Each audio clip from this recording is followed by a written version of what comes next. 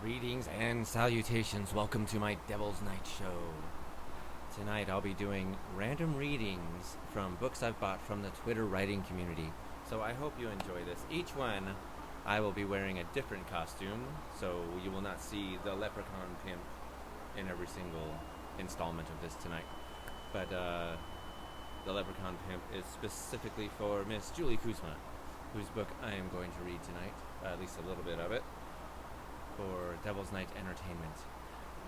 If you like the story that you read, make sure to buy it. The link will be in the bio.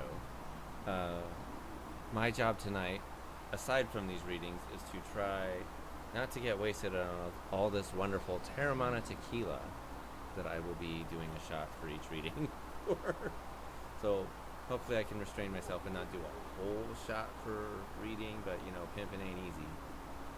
So, probably gonna happen. So let's go.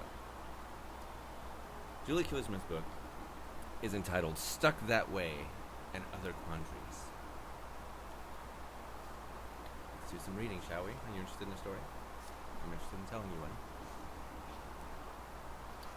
So what I'm going to do is keep these as brief as possible, since I have a lot of costumes to get through and a lot of books to touch on. So I really do hope you enjoy them. And if, again, please support the indie author community and the Twitter writing community. You won't be sorry. You'll find awesome stuff like this. Stuck That Way. Published on coffeehousewriters.com, November 25th, 2019. Wow, how'd you do that? The boy appeared to have eyes like saucers. You've got to control your energy, son. Watch. His father's hand flashed back and forth from one material form to another. When you perfect the technique, you can do this. Whoa, your whole head changed. Super cool.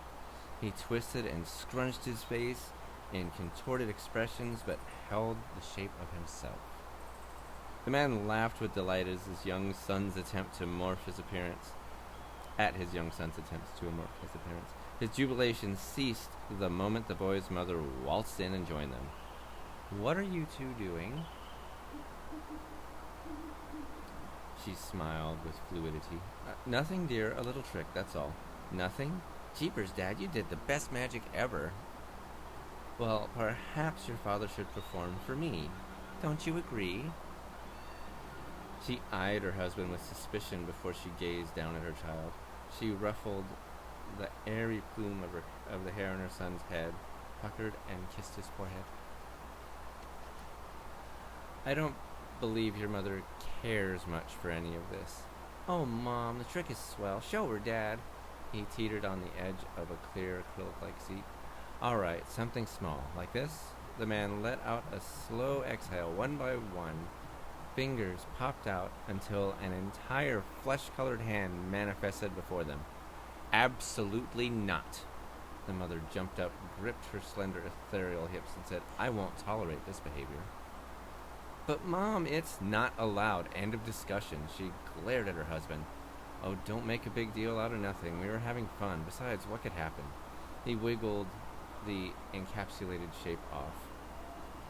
The boy stared, eager for his mother's reply. He imagined what she would display if she dared take one. You're well aware of what can happen. She turned away from him and straight toward her child. Is that what you want? To frighten me? No, Mom, but no buts. Some things one cannot undo. Her wisp of a finger wagged at him. Do you understand me? Of course he does. The man smirked until he spotted his son somewhat hidden behind her. He shook his head in a plea not to practice now and waved for him to leave. The boy squeezed with all his might. Small squares of matter materialized in that space one would consider a face. Stop that. She swished the air, groping for him, but only his essence remained. Relax, he's gone outside to play, most likely with the new kid next door. Promise me you won't teach him to do this. He pixelated. With a few more tries, a solid form might manifest. Honestly, I don't understand what you were thinking.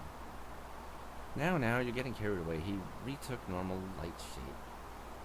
Several boys have disappeared this week alone. I forbid this. Don't be silly. They haven't vanished. He moved toward the boundary of their dwelling and peered at the expanse designated as their lawn. He's standing out front, and that new neighbor kid is headed over to him. He's fine. Away from his mother's view, the boy struggled to replicate his father's trick. Hey, the new kid said as he approached. What are you doing? Getting out of earshot of my parents? Were they arguing? I swear, your mom's shriek looms miles from your house.